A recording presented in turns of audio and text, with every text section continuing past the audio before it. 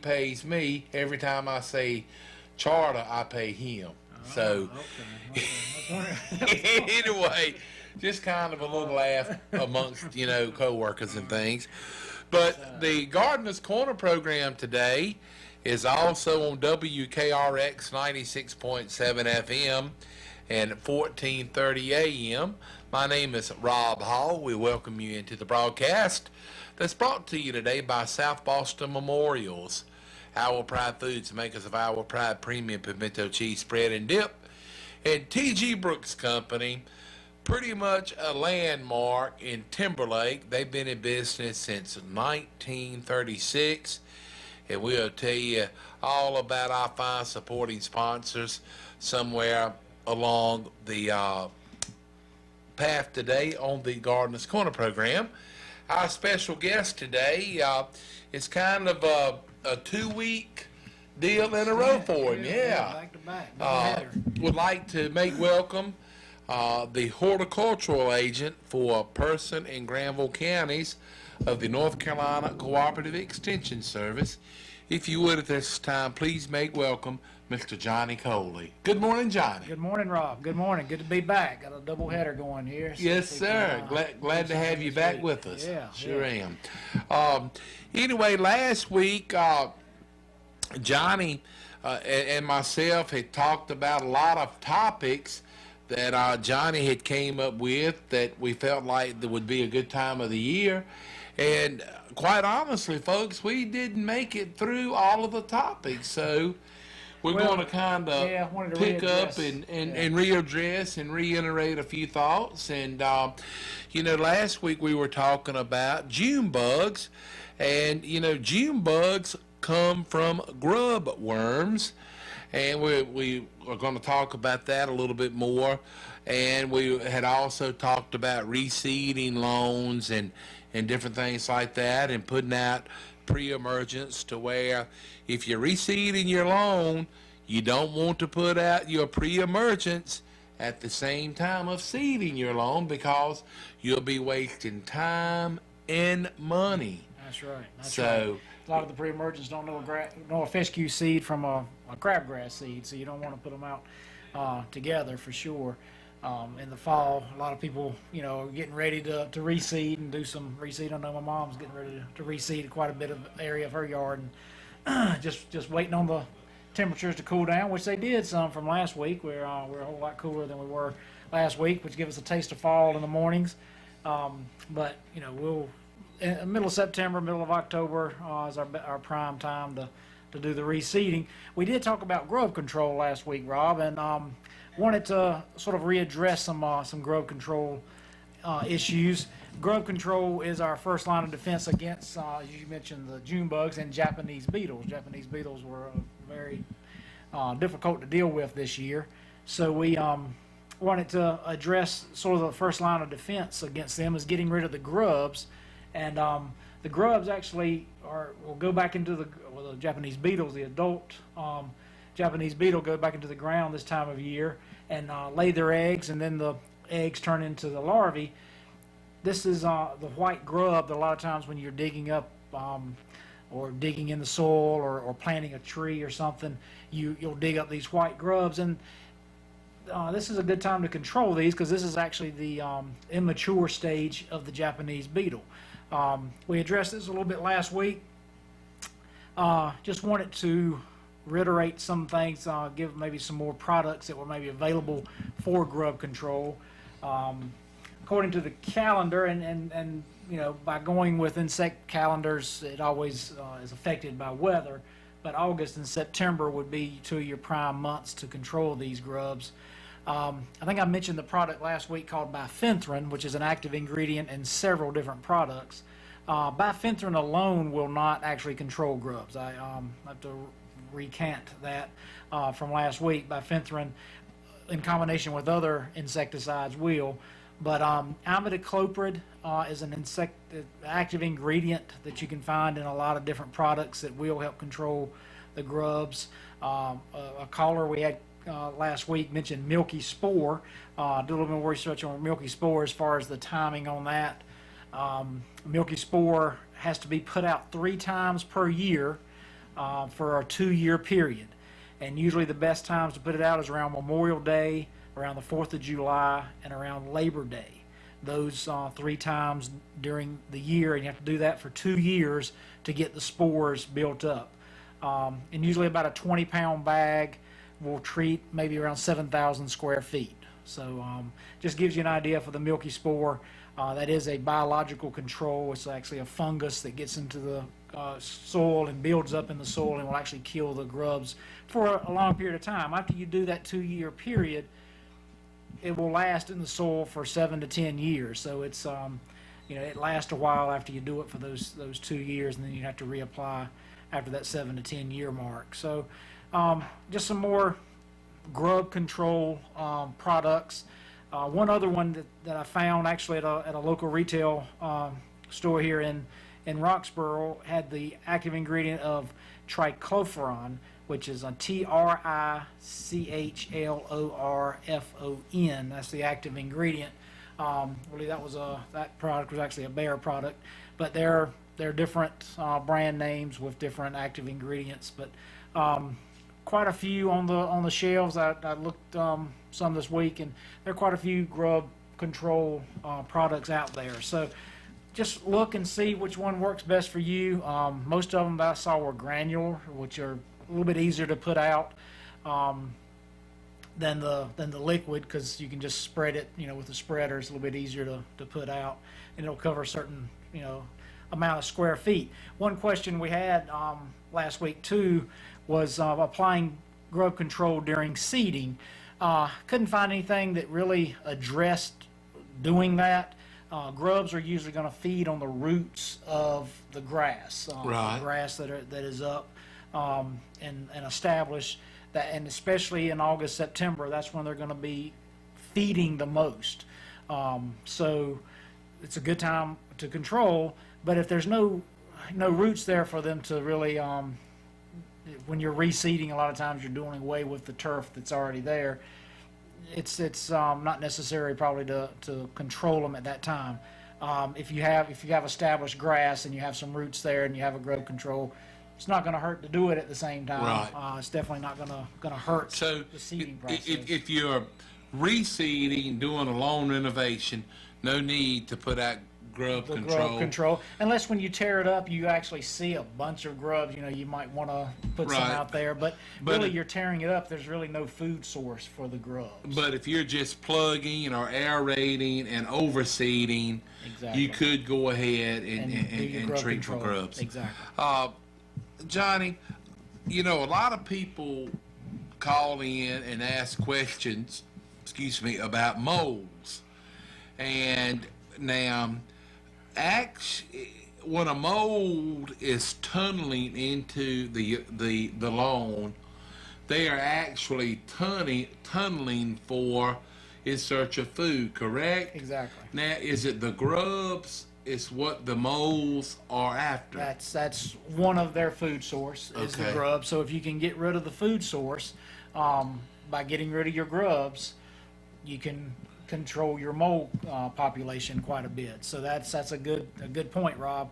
It's not just controlling your Japanese beetles for the following year, but probably more importantly is the mole control that you'll get from controlling these grubs, because controlling the grubs for Japanese beetles, yeah, you'll knock down some of the population, but unless your neighbors start, applying grub control, you're not going to knock down the Japanese beetle population, but so much.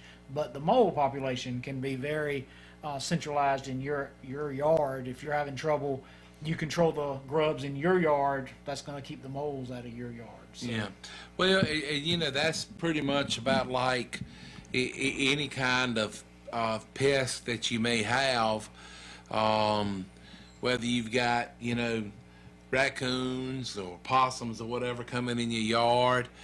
They're coming in the yard for one reason, and Yeah. that's for food. Yeah. And whether you're having issues with, mice and hopefully not snakes, if you can control the food source, typically you can control whatever pest it may be. So that's one of the Skunks main is also things. a pest that would come and eat grubs. Grubs, yeah, You know, definitely. you don't want I think I can deal with moles better than I can skunks. Yeah. But, anyway, Tell me that's about that's it. a different, it's something else. There's a NC State University has an insect note, and it would be note 67 about grub control or grub control in turf that you could go to. Probably just Google NC State University note 67 insecticides or insect control, and that would probably pop up for you. It's a long address. If you're interested in any of this, of course, please call me at the office, and I'll be glad to give you any more of this information that we're covering today. But it's a good source for the turf. Files is another, and that's something I didn't mention last week, is the North Carolina Turf Files is a good source to go to. You can just Google NC Turf Files, and that'll pop up. It's a good source for any of your turf grass questions, whether it's Bermuda grass, fescue grass, zoysia grass, centipede grass, any weeds you want to try to identify, and some control measures for that. There's a lot of good information on the NC Turf Files website. I didn't check that website for grub control, but I'm sure it's something on there, and it might actually link you to this note, note 67 for the insect notes for NC State University. And again, if you do go ahead and treat your lawn for grubs at this time, you could, as Johnny said, maybe be helping control the mole population. And typically, when you think you're infested with moles, it's only one mole, because moles do not live in groups. They typically usually just live one, alone. yeah. And I can't remember the more or less name that is used for animals. Hermit's the only there thing you that comes to go. mind, but I don't know. And so, and Johnny mentioned that skunks are attracted to moles, and To I don't know. to the Yeah, grubs. that's right. To the grubs. Thank you, to the grubs. And I don't know of anyone that enjoys having a skunk in No. in the In the yard. vicinity, So, yeah. we're going to get a word on for T.G. Brooks Company. They've been a sponsor here on the Gardener's Corner program a long time, and we're glad to share information with them. No matter the season of the year, T.G. Brooks is ready for business. Before we do that, Johnny brought out a press release that was given to him from Paul Westphal, and the press release actually came from Dr. Michael Nault, and I probably did not pronounce his last name correct, but he is the Director of Livestock Health Programs for the North Carolina Department of Agriculture and the Cooperative Extension Veterinary Division. And it has been a case of equine infectious anemia found in a 14-year-old mule in Johnson County. And this is the first case of EIA that has been discovered in North Carolina since 2005.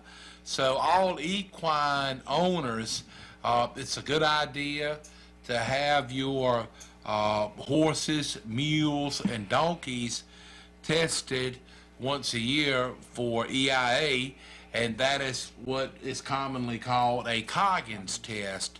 It is no cure for the Coggins EIA, the equine infectious anemia, although with testing on a yearly basis, hopefully that is something that they can keep under control. But again, this 14-year-old Molly mule, which is a female mule, was the one that contracted this equine infectious anemia, and the mule has been euthanized. But And I think anyway, the farm had to be quarantined also. that's right. For The that. farm where this mule was located at is under quarantine, and they will remain under quarantine for 60 days, and they will be doing periodically blood tests, on the animals that's there on the farm. So it's a pretty serious deal. So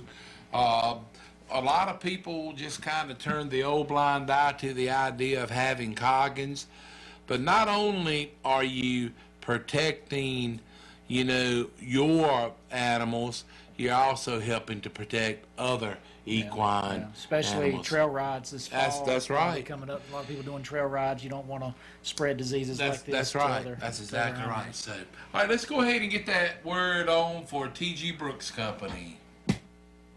Right here in August, as we start heading toward the fall season, we can be thinking about cooler days of fall that'll be here before we know it, and getting outdoors again and doing our fall lawn work in our fall flower gardens. It's also time to get rid of those weeds in the lawn to be ready for fall seeding. T.G. Brooks Company has the chemicals to do it. T.G. Brooks Company is fully stocked for fall, and meanwhile, if you still need irrigation, they have plenty of irrigation needs such as hose and sprinklers and piping. For your work in the yard, they have yard tools, rakes, hoes, diggers, choppers, pitchforks, pruning saws, loppers, wheelbarrows, lawn carts. They have your fall flower bed mulches, hardwood mulches, and dyed mulches, and even triple ground mulch. They have it in bags or by the trailer or pickup load, and they can arrange delivery if you need it. This year, beautify with fresh pine needles. And for planting, get you some topsoil, planting soil, and cow manure. By the way, they also have Pride dog food, including the Pride Pro Series. Don't forget to make your homemade ice cream on these August and September days. No matter if you are the homeowner or business owner, they can fill fall needs. If you are the professional landscaper, they can handle commercial accounts. People from all over every corner of Person County come to T.G. Brooks Company.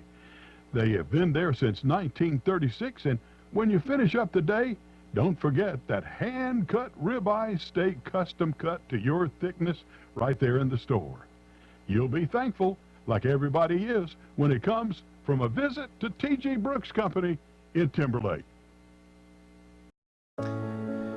At 28, I had struggled with opiate and meth addiction for 12 years.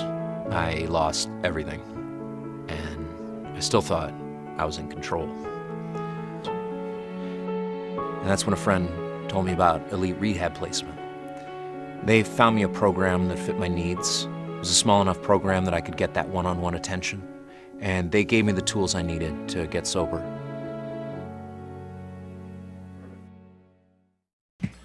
All righty, here we are back on the Gardener's Corner program, and our special guest today is Johnny Coley, who is the horticultural agent for Person and Granville counties. And by way of telephone, we have another guest that is joining us, Mr. Carl Cantalupe, who is the retired horticultural agent for Person and Granville counties. Good morning, Carl. Good morning, Rob. Greetings from central Pennsylvania. Well, we're glad to have you on this morning, and the reason that we've asked Carl to give us a call, Johnny wants to talk about Paw Paws, and Carl actually started a Paw Paw trial down in the edge of Granville County, Granville and it's not far from the Person County line. Not line up, not far at all. And anyway, after Carl retired, Johnny kind of took over the experimental plot of the Paw Paw.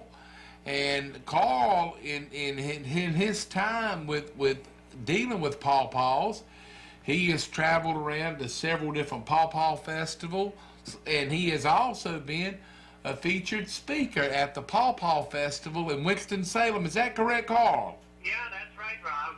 Sure was. So, but anyway, Johnny, you just jump right in, and I'll tag along with you and Carl. I sure will. All right, Carl actually brought a Paw Paw in for us to do a little show and tell. People on the TV can see this is actually what a Paw Paw looks like when it's mature. And I think I picked this one yesterday.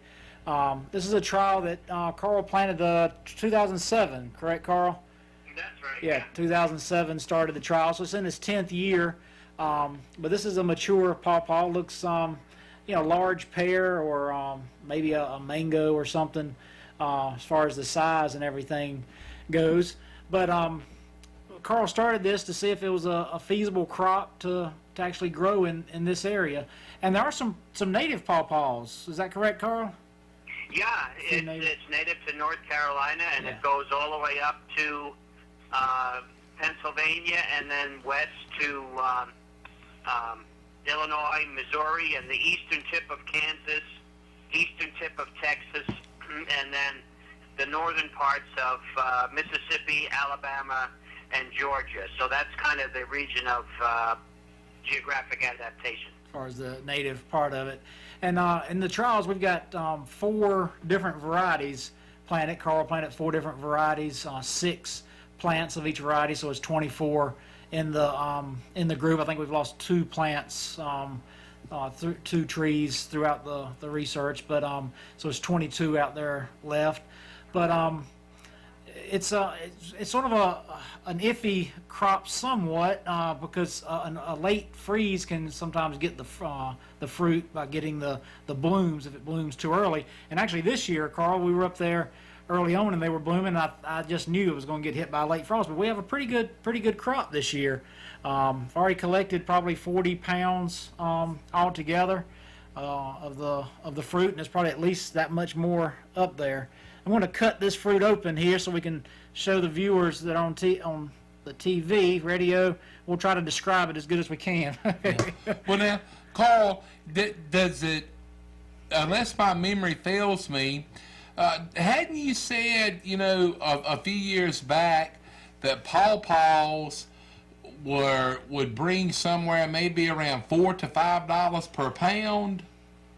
Yeah, and even more than that. I was reading just this morning in certain, markets that, affluent markets, but yeah, $4 to $5 a pound, or, some people will sell a large fruit for $5 a piece. Wow. But it has a unique flavor, kind of a cross between a banana, mango, and pineapple. It has a custard-like flesh, and as Johnny is probably showing you, you scoop out the inside, and it's just like eating custard. It has 6 or 7 seeds that pop out easily, and it's very delicious. But either people like them or they don't. You're right. You're exactly right. And yeah. I remember one year that you brought some samples in for us to try, and of course I like the pawpaw, but it was one gentleman here that tried it and he didn't care for it at all. But the size of the seed is, I would say, as big as a large lima bean. Yeah, very similar. And it's dark in color, and the skin on the pawpaw is almost like the skin on an avocado, meaning it's kind of thick, and you kind of scoop the custard-like flesh out of it. But Carl, as far as the pawpaw being used, other than eating it fresh, what are some of the other things that can be made from the pawpaw fruit? Well, the pulp can be easily frozen, and for long-term storage, that's your best bet. And people have used it to make pawpaw breads, pawpaw ice cream, and there's a whole variety of different uses, and that's what's stressed at the Paw Paw Festival in Winston-Salem, North Carolina. Now, I guess I'm not quite sure what date it was this year, but it's a Saturday in August. It quite possibly could be tomorrow, but I don't know if that's true or not. But anyway, they usually have the festival in Winston-Salem on a Saturday in August. So that's where you can go and you can taste pawpaws in different products and actually buy grafted trees from nursery suppliers. And usually attracts over 1,000 people, so it's really well attended. Well, you know, my dad has wanted us to plant some pawpaw trees, but we have never done it yet. But one interesting thing about the pawpaw, you know, we always talk about how important bees are to the pollination of different fruits and vegetables. But the bees actually don't have a lot to do with the pollination of pawpaws. And is it also true, Carl, that deer does not care for the pawpaws? Right. Deer and a lot of animals, other animals don't, although the fruit itself is attractive to groundhogs, and if they can get up, you know, that far into the tree, and maybe raccoons. But as far as insects, the trees have compounds called acetogenins, and insects don't like that, so it's relatively free of insect damage. But yeah, that's true. But talk about the way that the pawpaw is pollinated. Oh, that's right. Flies are actually the insect that pollinates pawpaws.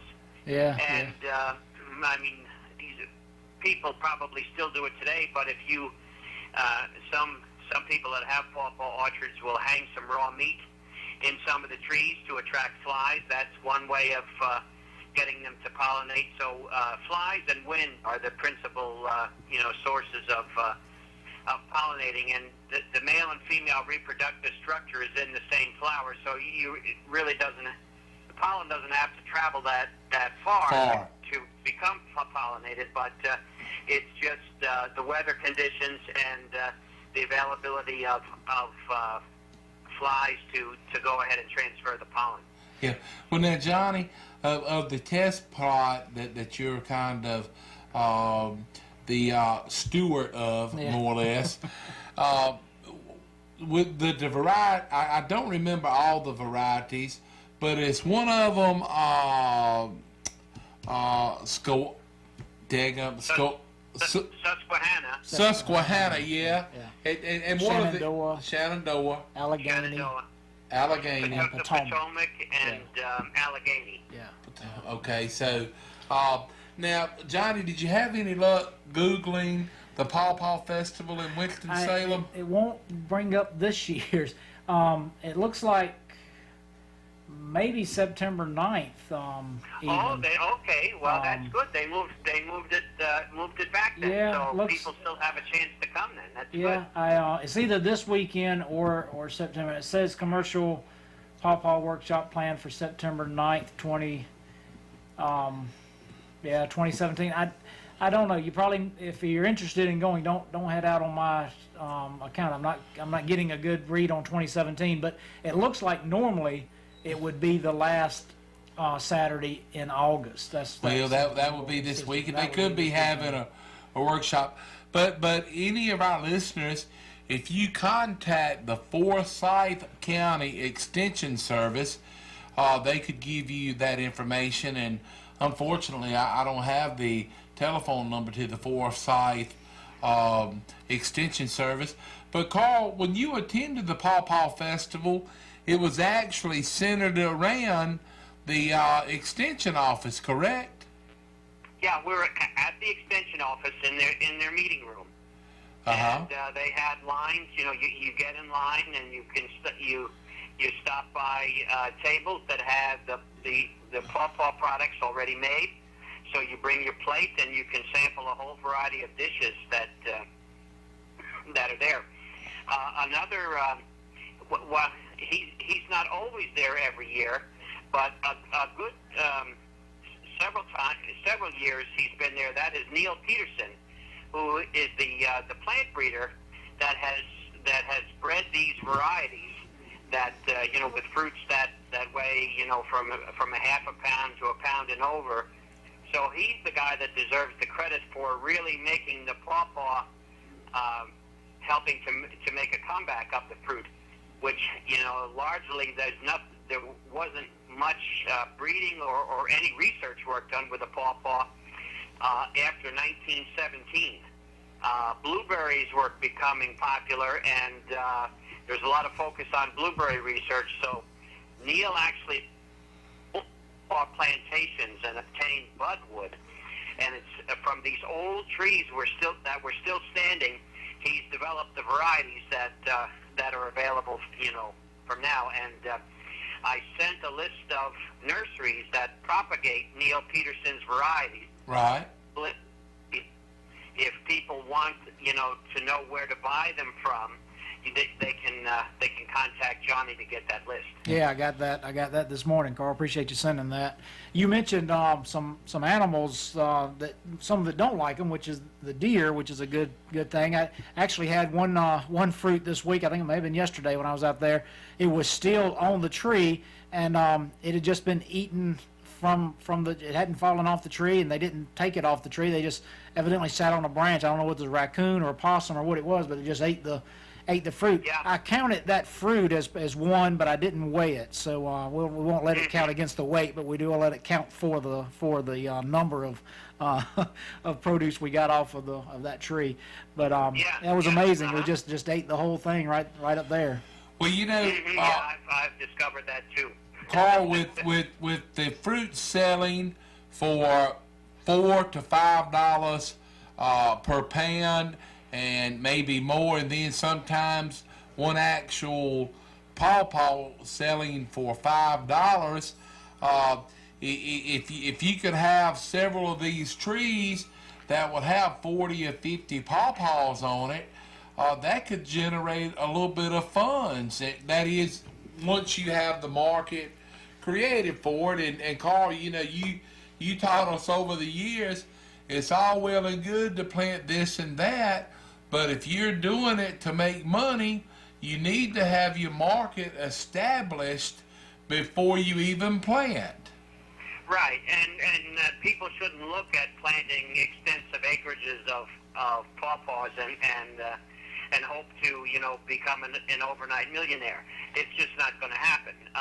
But pawpaw is good, but due to all the variabilities of pollination and fruit set, you really need to have that as a backup crop and focus your efforts on other things that are more dependable.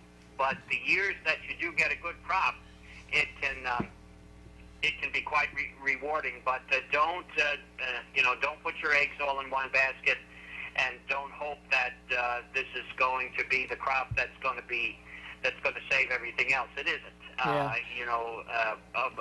Planting a diversity of different things is always good to do when you grow horticultural crops. Looking back on the research through the years, Carl, it looks like about an every other year crop, and I think that has to do with the frost that occurs late, that'll kill the blooms or kill the fruit that are beginning to develop. We'll get a late frost and a kill. So it looks like about an every other year. And you're right, it's something to add into a diversified plan for produce, but it's definitely not something that you would count on to make the mortgage each month. You want to make sure you have diversification. And another thing, people have to be patient. Once they plant a tree, it's going to take a long time before the root system gets developed, because those trees were planted in 2007. Exactly. Yeah. And I had a scattering of maybe a few fruits on the tree, maybe in 2011. 2012, but it wasn't until 2013 until I got my first sizable crop. Yeah. And so the tree takes a long time before it gets established. And what I'm finding out this year is that I planted a small seedling tree, and it basically it was shipped in the mail, and it had a few leaves on it, and it just stayed that way for the whole summer. It didn't grow at all. And so the plant actually shuts down, I guess, when it experiences stress. But I'm hoping next year that it will go ahead and grow. So those are a couple of things that people need to watch out for. If you plant a tree and it just sits there and doesn't seem to be doing anything, that's normal. Okay. Well, Carl, we appreciate you taking some time calling us. Yeah. and always good to hear from you. Yeah, The weather, thank you. the weather has cooled off a little bit here, and it's very nice. Of course, we could still use some rain. How about in Pennsylvania? Yeah, the forecast is 75 degrees for the next 6 days. Wow. It's sunny, low humidity, and no rain. So it's kind of similar to what you folks are probably experiencing. Well, I tell you what, it's okay for you to rub it in, but this winter time, when y'all have got snow Blowing on snow, the that's ground, right. You'll be blowing you snow. know, and temperatures, you know, in the 20s, we're going to call and rub it in about how nice it is here in North Carolina. Yeah, that's right. 12 degrees is a little cool. Yeah, it is So I that. have to get used to that being growing up in northern New Jersey. So I'm used to that. But anyway, one thing I wanted to say, thanks a lot to Johnny for continuing the Paw Paw research. I think that's admirable of him to keep the project going, and I think that's what we need in Extension. We need people that are actively doing things, doing applied research, because that's going to be the cutting edge of Extension, I think. Not ones that sit back and take a wait and see attitude, but actually people that are proactive. So my hats off to you, Johnny. Thanks again. Well, I appreciate you starting it and allowing me, and actually coming up this past February and helping me prune, or teaching me how to prune them. I may have to have another refresher course next February, but anyway, we'll work that out with you and Ruth. Maybe y'all can come back down. Sure. But I appreciate your input today, Carl, and I'm sure I'll be in touch with other questions that I have as I go about this extension journey that I've started. And, All right. Well, that's good, and best of luck to you. And thanks again, Rob. all right, Carl, thank you, and give our best to Ruth. And when you're down this way, be sure to stop in and say hello. Sure will. Thank you. Okay. All Have a right, good have a good weekend. day. All right, Bye-bye. bye-bye. You too. Bye. Mr. Carl Cantalupi right there, the retired horticultural agent from the North Carolina Cooperative Extension Service. And we'll give Carl another little plug. For those of you that is interested in growing asparagus, you know, Carl was kind of given the name the Johnny Appleseed of asparagus. and Carl has written a book on how to raise asparagus. And if you'd be interested in contacting Carl, his email is CARL1954 at ptd.net. That's Carl1954 at paultomdavid.net. And again, when I say Paul Tom David, that means P for Paul, T for Tom, and D for David. But that's ptd.net, and you can contact Carl and maybe purchase one of his books on asparagus. We're going to take a break and get a word on for South Boston Memorials. We appreciate their business here at WKRX, WRXO, and TV Channel 10. South Boston Memorials is located on Seymour Drive in South Boston, Virginia, and they are family owned and have been since 1958. South Boston Memorials, located 1439 Seymour Drive in South Boston, Virginia, has been in business since 1958. The Myers family of South Boston Memorials believe that every life has a story. For 4 generations, their life work has been to present and preserve that story for our prosperity to hear. Allow South Boston Memorials to tell yours. South Boston Memorials has granite memorials, markers, and mausoleums, over 300 in stock. In-house laser etching is available at South Boston Memorials, and they can also make pet markers. For memorial benches, vases, and monuments, call on South Boston Memorials at 434-572-3859 or visit their website, sobomemorials.com. That's 434-572-3859, South Boston Memorials. It's located 1439 Seymour Drive in South Boston, Virginia. Like us on Facebook or visit the website sobomemorials.com. This is a national health alert from the 24/7 Diabetic Health Hotline. If you, a family member, or loved one has diabetes, listen closely. Now, regardless of your age, if you have insurance, you may qualify to receive diabetic testing supplies with little to no out-of-pocket cost. Get free delivery, free information, and all the paperwork is handled by our accredited suppliers for free.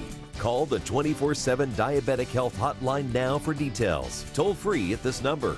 But wait, there's more. If you call right now, you could get a free meter upgrade. In addition, we'll give you a free pedometer as our special gift to you. We have knee, back, and other braces available, as well as pharmacy services. Regardless of your age, if you suffer with diabetes and you have insurance, we can help. Call the 24/7 Diabetic Health Hotline now for details. Toll free at 877-255-8844. That's 877-255-8844. 877-255-8844.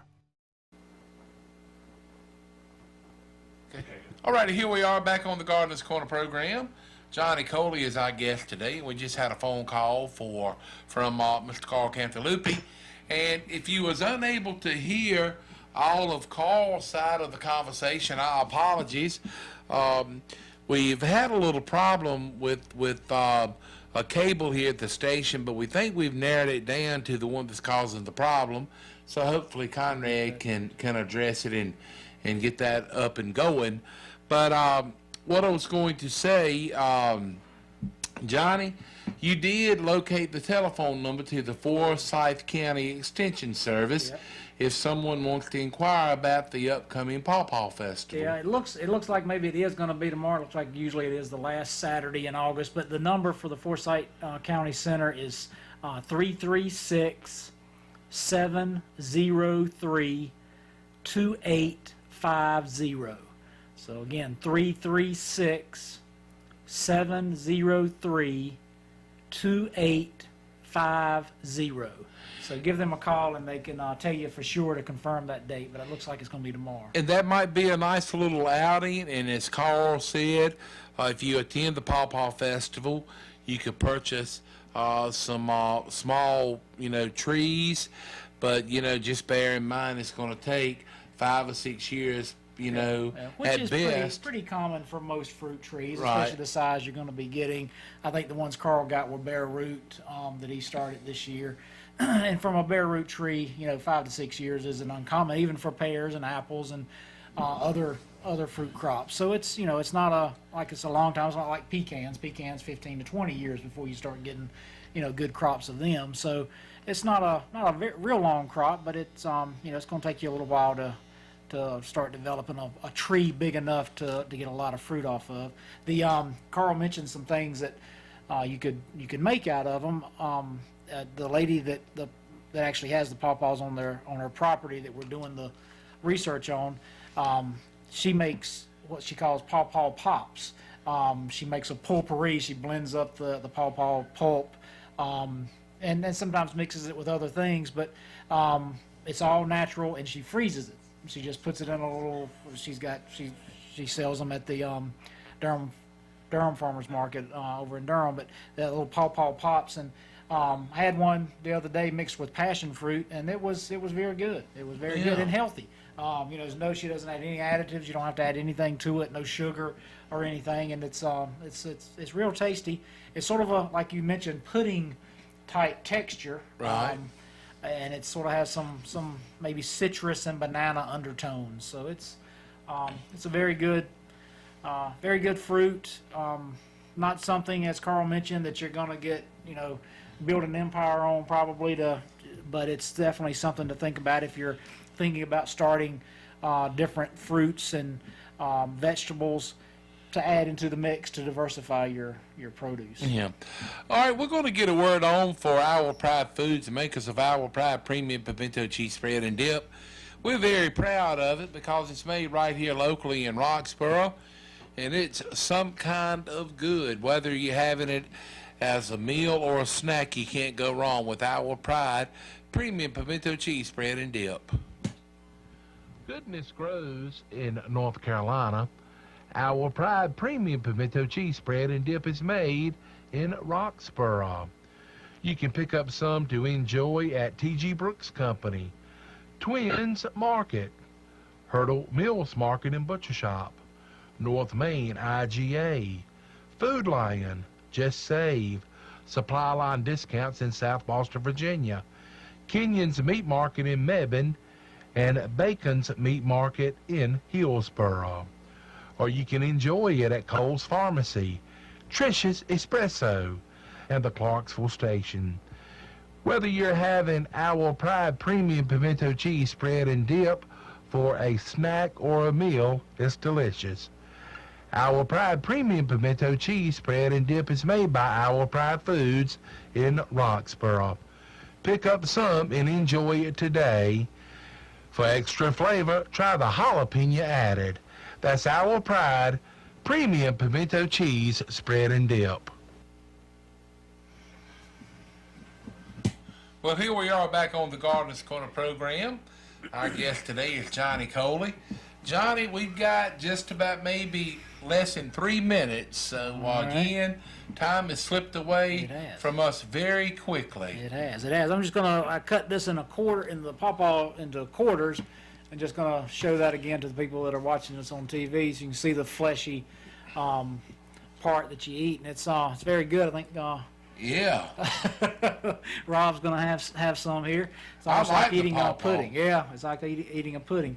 One thing I did want to mention, Rob, is we have some pesticide classes coming up for those that have pesticide license.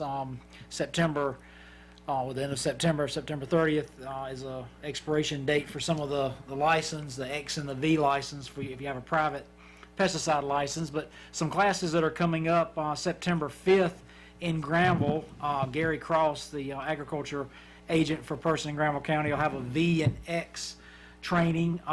Actually, the X training includes some other, just go to the website, if you will, just Google Granville County Extension Office, and it'll pop up the different categories that will be offered. But V and X are important because they do run out at the end of September.